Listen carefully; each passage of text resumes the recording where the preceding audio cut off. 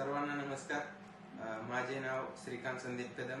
मी इंजिनिअरिंगसाठी जी प्रवेश परीक्षा असते MST CET, ही MST CET ची 2024 ची परीक्षा मी दिली होती.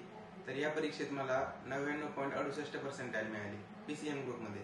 तर या प्रवासाची सुरुवात झाली 9वी मध्ये. जेव्हा मी 9वी मध्ये होतो तेव्हा मी लॉकडाऊन असल्यामुळे घरी अभ्यास करण्याची सवय झाली होती आणि अशा सवयीमुळे अभ्यासक्रम उरकत चालला होता जास्त, कारण शाळेत जो येण्या जाण्याचा वेळ आहे तो वेळ पण वाचायचा.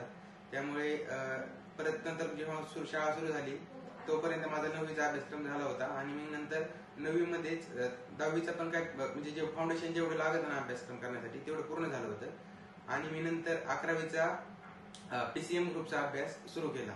म्हणजे जेवढं फाउंडेशन आपल्याला जमन त्यावेळेस तेवढं सुरू केलं होतं. तर ते झाल्यानंतर मी 10वीत पण त्याप्रमाणेच 12वीचा फाउंडेशन क्लिअर केलं आणि बोर्ड परीक्षेच्या नुकतं आधीच 2 महिने मी बोर्ड परीक्षेचा अभ्यास केला व बोर्ड परीक्षेतही 92% गुण मिळवले. तर याने फायदा काय झाला की आपला एकदम फाउंडेशन क्लिअर झाल्यामुळे जो पुढचा ताण आहे, जो पुढचा 10वी 12वी ताण आहे तो ताण होणार वाचला आणि या परीक्षेच्या मला सरावासाठी जास्त वेळ देता आला.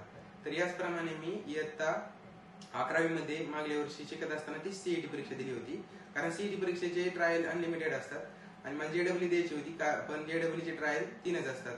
त्यामुळे CET दिली होती आणि त्यातच 99.68 मिळाले होते.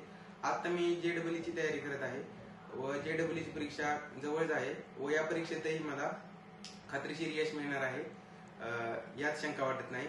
यामध्ये कोटा मेंटरचे प्राध्यापक आजबे सर व सारे शिक्षक वृंद यांचा खूप मोठा वाटा आहे. कारण आपल्याला मार्गदर्शन हे महत्वाचे असते खूप आणि ते मार्गदर्शन त्यांनी करता करता त्याच्याबरोबरच इतरही गोष्टी की टेस्ट सिरीज वगैरे या गोष्टीतही खूप मदत केली मला. त्यामुळे थँक्यू कोटा मेंटर्स. धन्यवाद.